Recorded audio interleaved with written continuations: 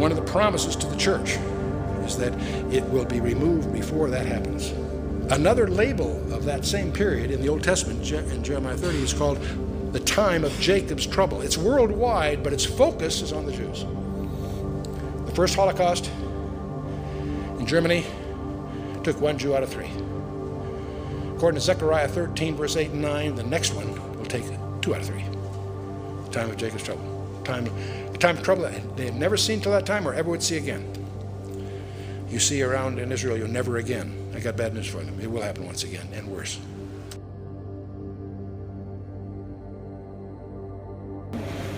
I'm here with Paul Begley in an undisclosed location somewhere on the beaches of sunny California.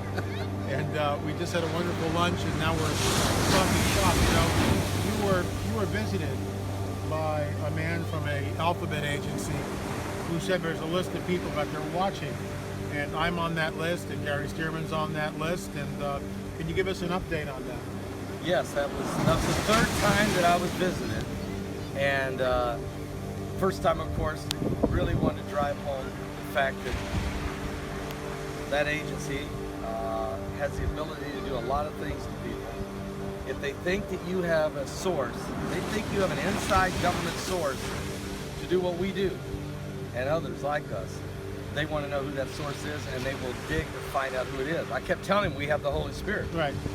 So you're not the only one. And finally, the third visit I got, which was early January this year, we disclosed that you were on the list. Russ Dizdar, Gary Stearman, Lisa Haven, the Hagmans. Okay, so there's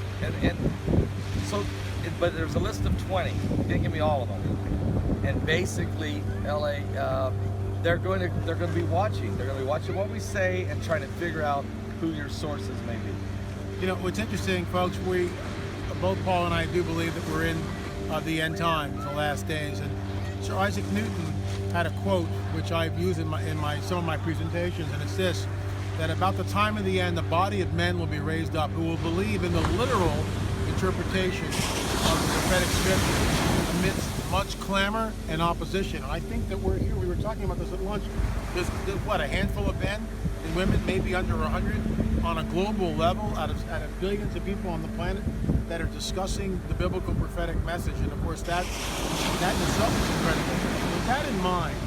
With that in mind, Trump is in the White House. Yes. And this whole thing with General Flynn just came down. It seems to be like there's a shadow government within the government, which you've heard about. Your thoughts? Well, the source, and if I'll use him as the source, since he's trying to find out who my source is. The visitor from the three-letter government agency says to me there is black programs that are off the books, and they're in a lot of areas. They're in the science areas, the medical areas, the military areas, and certainly even in the prophetic areas. That they actually study churches, they study denominations to figure out which ones have more faith than others, who would be easier to manipulate and who wouldn't. This is all part of the end time narrative. Because we're a threat. We're a threat. We're a threat.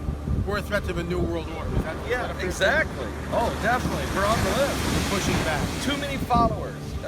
We're in alternative media, but if you look at the thousands and look at the millions of views overall, there's too many people whose eyes are being opened. Okay, so even though it's a small group of us, we're a threat because the New World Order doesn't want their plan revealed in advance.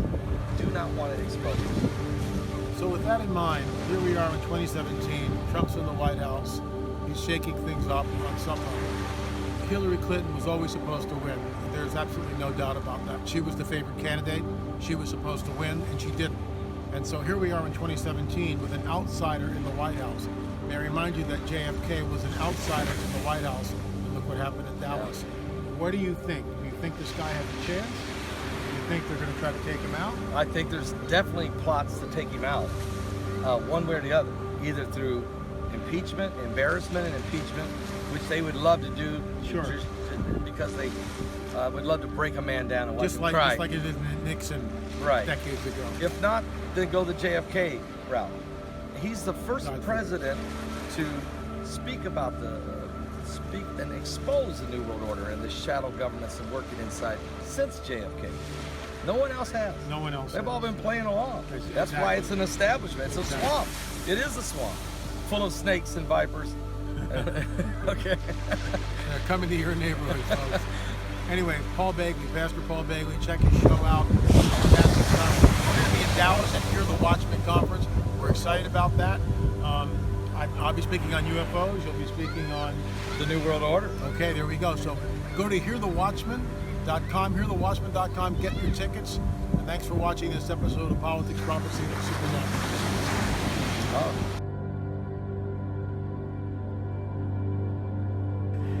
Oni po prostu nie zdają sobie z tego sprawę, że dzisiaj Kościół jest jaką organizacją?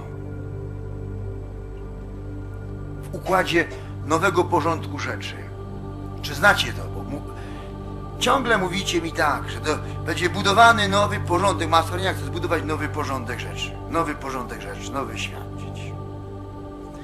W takim razie, jak wyglądał stary porządek, a jak wygląda nowy? Czy się w ogóle coś zmieniło? W starym porządku rzeczy było tak, że Kościół był pierwszy. W sprawach politycznych, namaszczał królów, decydował o kierunku moralnym, to było szkolnictwo, wszystko. Państwo rozumieją to?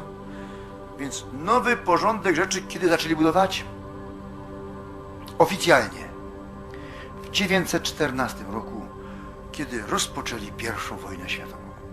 Trzeba było rozwalić monarchie katolickie, żeby zbudować nowy porządek rzeczy. Na którym miejscu dzisiaj Kościół jest?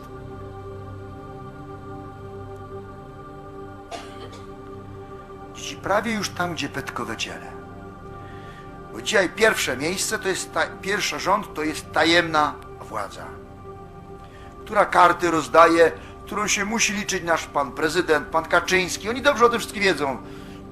Na razie piękne hasełka, czy my się pani Beata Szydło, premier, nie zdaje sobie sprawę, w jakim garku jest, jak jest po przeszkoleniu w Ameryce, to co myślicie, że ona nie wie, jaka rzeczywistość jest? Jest nadzieja, że zachowa twarz matki Polki, nie? Jest nadzieja. Ale wy nie bądźcie naiwni, że oni są niezwiązani. Więc o tej władzy ani pan Rysiu nie wie, ani ja, my w tym nie są, rozumiecie? To jest nie dla psa kiełbasa. Drugi pion nowego porządku rzeczy to są przedstawiciele tego pierwszego pionu. To jest rząd Rzeczpospolitej, rząd Niemiec, rząd Francji, Putin, w zależności jaka tam optyka, jaka jest. Pytamy się, gdzie jest Kościół? W nowym porządku rzeczy jest dzieci organizacją pozarządową. Więc dziś nikt nie dopuszcza, że będzie straszny ucisk.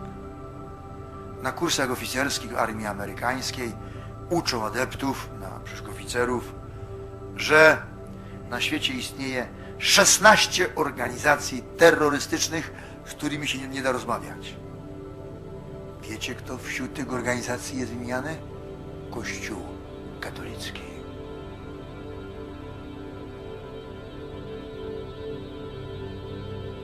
Dlatego się to jest pocieszające, że nasz obecny papież troszkę zneutralizuje kręgosłup Kościoła katolickiego, więc prawdopodobnie może nas skasują z tej listy. Także może unikniemy prześladowania. Tylko nie wiecie, przez jakie żyto mówię. To może. But Plato believed that Atlantis was not a mythology. He believed that Atlantis, a super civilization, was ruled by 10 god kings or 10 philosopher kings. So the model was that the ideal society is ruled by an elite. Rockefeller, United Nations, Brzezinski, Henry Kissinger, certainly, the International Monetary Fund, and we quote them in the book, The Babylon Code. They believe, they just look on the television camera and smile. They believe, in fact, I'll quote Brzezinski, a co-founder of the Trilateral Commission. He said that the planet needs to be ruled by a technocratic elite, a scientific elite. That's what Aldous Huxley said. The world needs to be ruled by a scientific dictatorship. Well, that scientific dictatorship is occultic in nature.